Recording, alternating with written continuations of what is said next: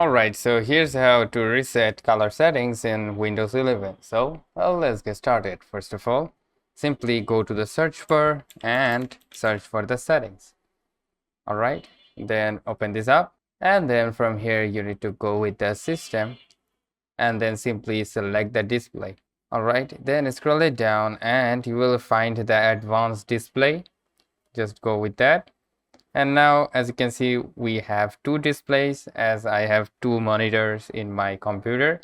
Let me just go with the first one and simply select the display adapter properties for display 1.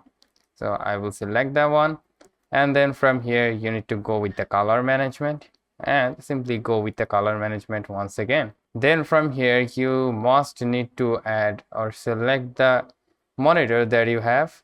So for my case, I am going with the display one, and then from here you need to go with the advanced settings. All right, on the right side, advanced settings, then simply go with the change system defaults, and then again go with the advanced, and you need to select the use display Windows display calibration.